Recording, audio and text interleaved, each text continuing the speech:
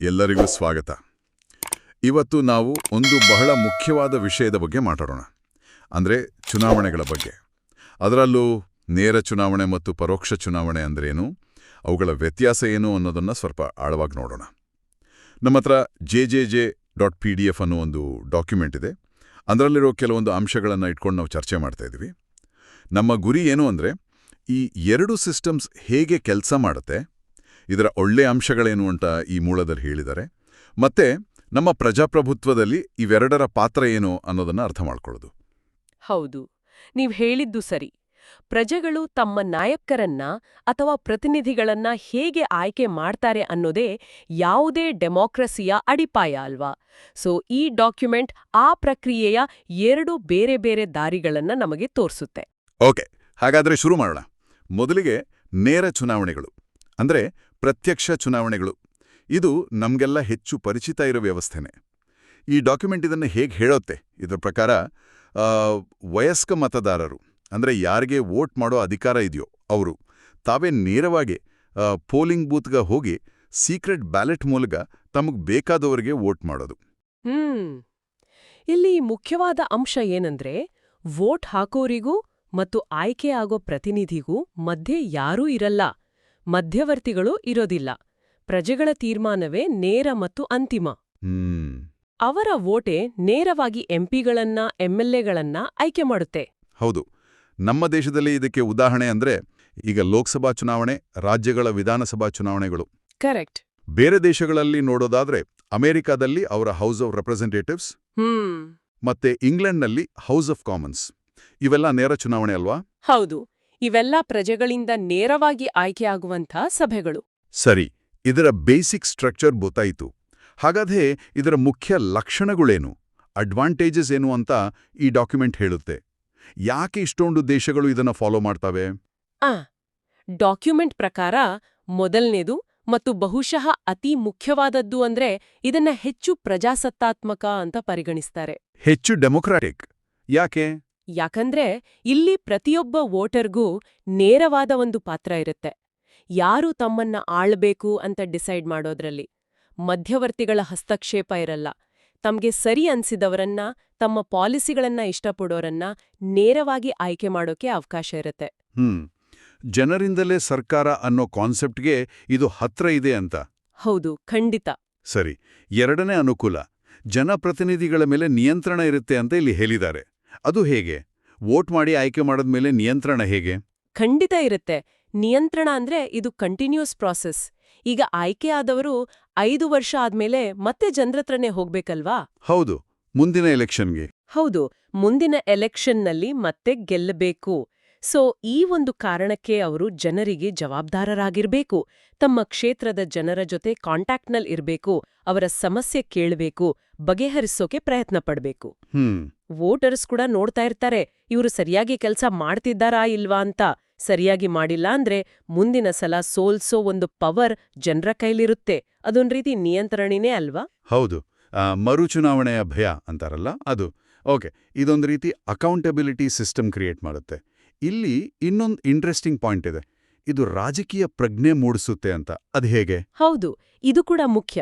ನೇರ ಚುನಾವಣೆಯಲ್ಲಿ ಏನಾಗತ್ತೆ ಅಂದ್ರೆ, ವೋಟರ್ಸ್ ಬರೀ ವೋಟ್ ಹಾಕೋರಷ್ಟೇ ಆಗಿರಲ್ಲ. ಎಲೆಕ್ಷನ್ ಟೈಮ್ನಲ್ಲಿ ಪಾರ್ಟಿಗಳು, ಅಭ್ಯರ್ಥಿಗಳು ಎಲ್ರೂ ಜನರನ್ನ ರೀಚ್ ಮಾಡೋಕೆ ಟ್ರೈ ಮಾಡ್ತಾರೆ.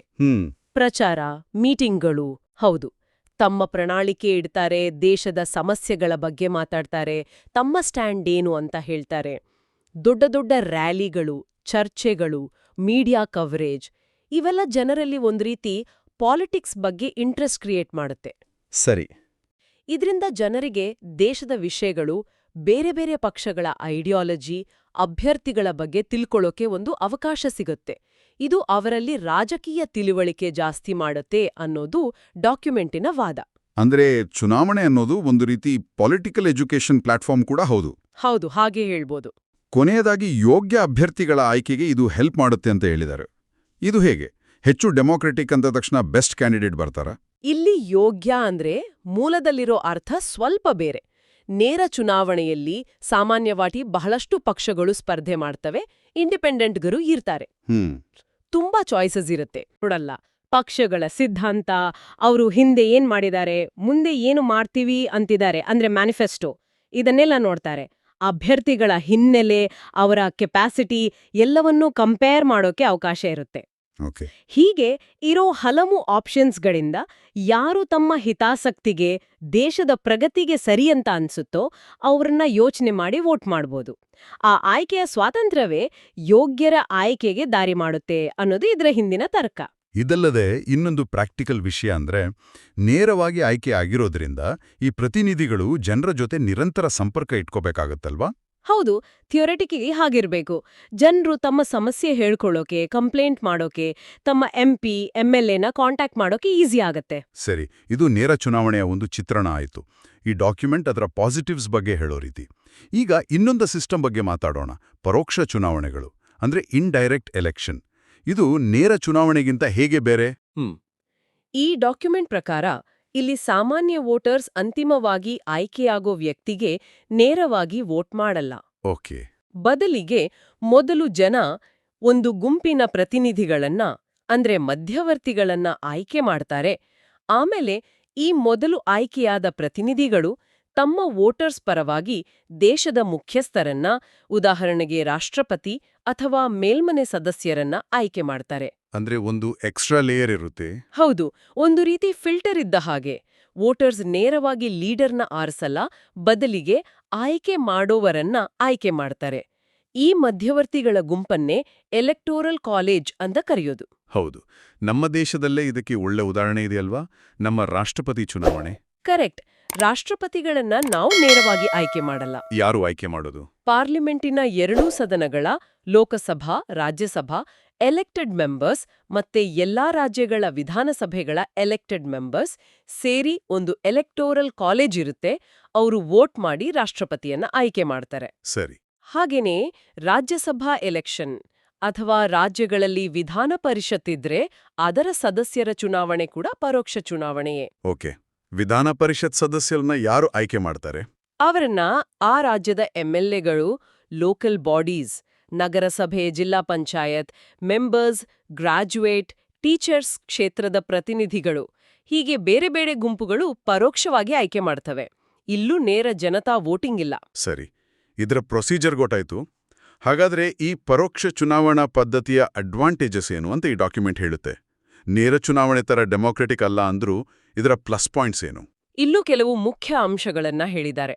ಮೊದಲನೇದಾಗಿ, ಇದು ಸಮರ್ಥ ಮತ್ತು ಅತ್ಯುತ್ತಮ ಅಭ್ಯರ್ಥಿಯ ಆಯ್ಕೆಗೆ ಹೆಚ್ಚು ಅನುಕೂಲಕರ ಅಂತ ವಾದಿಸಲಾಗಿದೆ. ಅದೇಗೆ?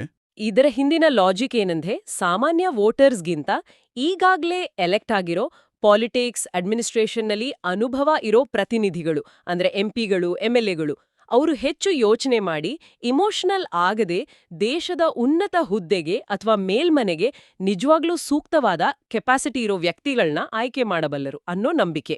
ಅಂದ್ರೆ ಇಲ್ಲಿ ಪಾಪ್ಯುಲಾರಿಟಿಗಿಂತ ಮೆರಿಟ್ಗೆ ಹೆಚ್ಚು ಪ್ರಾಮುಖ್ಯತೆ ಸಿಗಬಹುದು ಅನ್ನೋದು. ಹೌದು, ಅದು ಒಂದು ನಿರೀಕ್ಷೆ. ಓಕೆ. ಎರಡನೇ ಅಡ್ವಾಂಟೇಜ್, ಇದು ಅನಾರೋಗ್ಯಕರ ಪ್ರಚಾರವನ್ನ ತಡೆಯುತ್ತೆ ಅಂತ ಹೇಳಿದ್ದಾರೆ. ಇದರ ಅರ್ಥ ಏನು? ಪರೋಕ್ಷ ಚುನಾವಣೆಯಲ್ಲಿ ವೋಟರ್ಸ್ ಅಂದ್ರೆ ಇಡೀ ದೇಶದ ಜನ ಅಲ್ಲ, ಕೆಲವೇ 100 ಅಥವಾ 1000 ಜನ ಎಲೆಕ್ಟೆಡ್ ರೆಪ್ರೆಸೆಂಟೇಟಿವ್ಸ್ ಅಷ್ಟೇ ವೋಟ್ ಮಾಡೋದು. ಸಣ್ಣ ಗುಂಪು. ಹೌದು. ಹಾಗಾಗಿ ನಾವು ನೇರ ಚುನಾವಣೆಯಲ್ಲಿ ನೋಡೋ ಥರ ದೊಡ್ಡ ದೊಡ್ಡ ಪಬ್ಲಿಕ್ ಮೀಟಿಂಗ್ಗಳು, ರೋಡ್ ಶೋಗಳು, ಜೋರಾದ ಭಾಷಣಗಳು, ವಿಪರೀತ ಹಣ ಖರ್ಚು, ವೈಯಕ್ತಿಕ ಬೈಗುಳುಗಳು ಇದಕ್ಕೆಲ್ಲ ಇಲ್ಲಿ ಅಷ್ಟು ಸ್ಕೋಪ್ ಇರಲ್ಲ. ಪ್ರಚಾರ ಇದ್ರೂ ಅದು ಲಿಮಿಟೆಡ್ ಆಗಿ ಆ ಎಲೆಕ್ಟೆಡ್ ಮೆಂಬರ್ಸ್ಗಷ್ಟೇ ಸೀಮಿತವಾಗಿರುತ್ತೆ.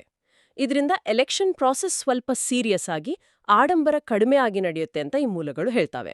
ಇದರ ಜೊತೆಗೆ ವೋಟಿಂಗ್ ಪ್ರೊಸೆಸ್ ಕೂಡ ಹೆಚ್ಚು ಶಾಂತಿಯುತವಾಗಿರುತ್ತೆ ಅಂತ ಹೇಳಬಹುದಲ್ವಾ? ಹೌದು, ಖಂಡಿತ. ಡೈರೆಕ್ಟ್ ಎಲೆಕ್ಷನ್ನಲ್ಲಿ ಕೆಲವೊಮ್ಮೆ ಆಗೋ ಥರ ಪಾರ್ಟಿಗಳ ಮಧ್ಯೆ ಟೆನ್ಷನ್, ಕಾರ್ಯಕರ್ತರ ಗಲಾಟೆ, ಬೂತ್ಗಳಲ್ಲಿ ಗೊಂದಲ ಇಂಥದಕ್ಕೆಲ್ಲ ಇಲ್ಲಿ ಚಾನ್ಸ್ ಕಡಿಮೆ. ಯಾಕಂದ್ರೆ ವೋಟ್ ಮಾಡೋರು ಕಡಿಮೆ ಜನ ಮತ್ತು ಅವರು ಆಲ್ರೆಡಿ ಎಲೆಕ್ಟೆಡ್ ರೆಪ್ರೆಸೆಂಟೇಟಿವ್ಸ್. ಸೊ ಇಡೀ ಪ್ರಕ್ರಿಯೆ ಹೆಚ್ಚು ಡಿಸಿಪ್ಲಿನ್ಡ್ ಆಗಿ, ಪೀಸ್ಫುಲ್ ಆಗಿ ನಡೆಯೋಕೆ ಸಾಧ್ಯ ಇದೆ. ಇಲ್ಲಿ ಇನ್ನೊಂದು ಸೂಕ್ಷ್ಮವಾದ ಅಂಶ ಇದೆ. ಈ ಸಿಸ್ಟಮ್ನಲ್ಲಿ ಭಾವೋದ್ರೇಕಕ್ಕೆ ಆಸ್ಪದ ಕಡಿಮೆ ಇರುತ್ತೆ ಅಂತ. ಅಂದ್ರೆ ಡೈರೆಕ್ಟ್ ಎಲೆಕ್ಷನ್ನಲ್ಲಿ ಕೆಲವೊಮ್ಮೆ ಕ್ಯಾಂಡಿಡೇಟ್ಸ್ ಅಥವಾ ಪಾರ್ಟಿಗಳು ಜನರ ಎಮೋಷನ್ಸ್ ಕೆರಳಿಸೋ ಸೆನ್ಸಿಟಿವ್ ವಿಷಯಗಳನ್ನ ಧರ್ಮ, ಜಾತಿ, ರೀಜನ್ ಯೂಸ್ ಮಾಡಿ ವೋಟ್ ಕೇಳಬಹುದು. ಸಾಮಾನ್ಯ ಜನ ಇಂಥ ವಿಷಯಗಳಿಗೆ ಬೇಗ ರಿಯಾಕ್ಟ್ ಮಾಡೋ ಸಾಧ್ಯತೆ ಇರುತ್ತೆ. ಆದ್ರೆ ಪರೋಕ್ಷ ಚುನಾವಣೆಯಲ್ಲಿ ವೋಟ್ ಮಾಡೋರು ಅನುಭವಿ ರಾಜಕಾರಣಿಗಳಾದ ಎಲೆಕ್ಟೆಡ್ ಮೆಂಬರ್ಸ್. ಅವರು ಇಂಥ ಎಮೋಷನಲ್ ಅಪೀಲ್ಗಳಿಗೆ ಒಳಗಾಗೋ ಸಾಧ್ಯತೆ ಕಡಿಮೆ. ಅವರು ವಿಷಯಗಳನ್ನ ಹೆಚ್ಚು ಲಾಜಿಕಲ್ ಆಗಿ ದೇಶದ ಹಿತದೃಷ್ಟಿಯಿಂದ ನೋಡಿ ನಿರ್ಧಾರ ತಗೋತಾರೆ ಅನ್ನೋ ಒಂದು ನಿರೀಕ್ಷೆ. ಇದರಿಂದ ಹೆಚ್ಚು ಬ್ಯಾಲೆನ್ಸ್ಡ್ ಆಯ್ಕೆ ಸಾಧ್ಯ ಆಗಬಹುದು. ಇದು ಒಂದು ಇಂಟ್ರೆಸ್ಟಿಂಗ್ ಆರ್ಗ್ಯುಮೆಂಟ್. ಫೈನಲಿ ಮೂಲದಲ್ಲಿ ಒಂದು ಗಮನಿಸಬೇಕಾದ ಬಹುಶಃ ಸ್ವಲ್ಪ ಕಾಂಟ್ರವರ್ಷಿಯಲ್ ಅನ್ಸೋ ಪಾಯಿಂಟ್ ಇದೆ. ಈ ಪರೋಕ್ಷ ಚುನಾವಣೆ ಹಿಂದುಳಿದ ಅಥವಾ ಅಭಿವೃದ್ಧಿಶೀಲ ರಾಷ್ಟ್ರಗಳಿಗೆ ಹೆಚ್ಚು ಸೂಕ್ತ ಅಂತ ಹೇಳಲಾಗಿದೆ. ಯಾಕೆ ಹೀಗೆ ಹೇಳಿದ್ದಾರೆ? ಇದರ ಹಿಂದಿನ ತರ್ಕ ಏನು ಅಂದ್ರೆ, ಯಾವ ದೇಶಗಳಲ್ಲಿ ಅನಕ್ಷರಸ್ಥರು ಬಡವರು ಜಾಸ್ತಿ ಇದಾರೋ ಮತ್ತು ಜನರಲ್ಲಿ ರಾಜಕೀಯ ಜಾಗೃತಿ ಕಡಿಮೆ ಇದೆಯೋ ಅಂಥ ಕಡೆ ಸಾಮಾನ್ಯ ಜನರಿಗೆ ದೇಶದ ಅತ್ಯುನ್ನತ ನಾಯಕನನ್ನ ಆಯ್ಕೆ ಮಾಡೋ ಅಷ್ಟು ಪೊಲಿಟಿಕಲ್ ಮೆಚ್ಯೂರಿಟಿ, ಇನ್ಫಾರ್ಮೇಷನ್ ಅಥವಾ ಕೆಪಾಸಿಟಿ ಇರಲ್ಲ ಅಂತ. ಅವರು ಸುಲಭವಾಗಿ ತಪ್ಪು ಮಾಹಿತಿಗೆ, ದುಡ್ಡಿನ ಆಸೆಗೆ ಅಥವಾ ಇಮೋಷನಲ್ ಪ್ರಚಾರಕ್ಕೆ ಮುರುಳಾಗ್ಬೋದು.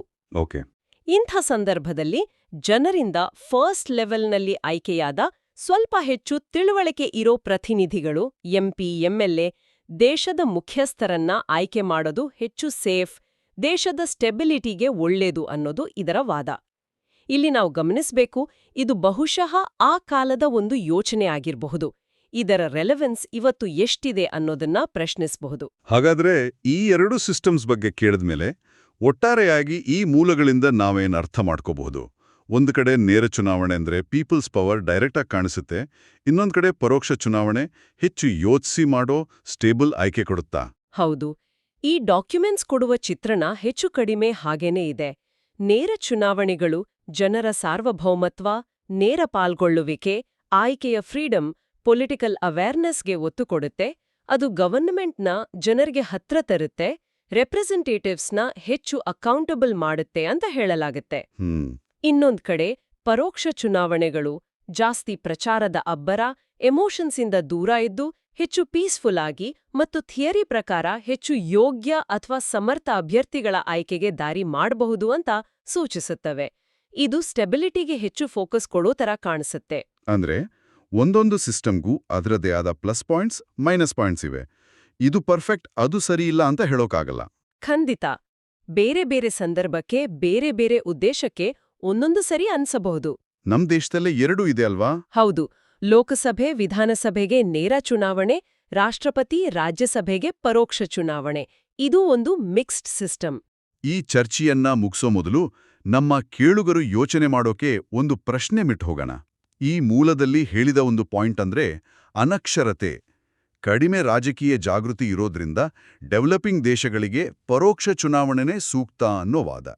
ಇವತ್ತಿನ ಡಿಜಿಟಲ್ ಯುಗದಲ್ಲಿ ಇನ್ಫಾರ್ಮೇಷನ್ ಎಲ್ರಿಗೂ ಸಿಗ್ತಿರುವಾಗ, ಎಜುಕೇಷನ್ ಲೆವೆಲ್ ಜಾಸ್ತಿ ಆಗ್ತಿರುವಾಗ ಆ ವಾದಕ್ಕೆ ಇವತ್ತಿಗೂ ಅಷ್ಟೇ ಬಲ ಇದೆಯಾ? ಒಳ್ಳೆ ಪ್ರಶ್ನೆ. ಅಥವಾ ಜನರ ನೇರ ಅಭಿಪ್ರಾಯಕ್ಕೂ ಅವರೇ ಆಯ್ಕೆ ಮಾಡಿದ ಪ್ರತಿನಿಧಿಗಳ ವಿವೇಚನೆಗೂ ಮಧ್ಯ ಸರಿಯಾದ ಬ್ಯಾಲೆನ್ಸ್ ಹೇಗೆ ತರೋದು? ಇದು ಇವತ್ತಿನ ಡೆಮಾಕ್ರಸಿಗಳ ಮುಂದಿರೋ ಒಂದು ದೊಡ್ಡ ಚಾಲೆಂಜ್. ಇದರ ಬಗ್ಗೆ ಯೋಚನೆ ನೋಡಿ.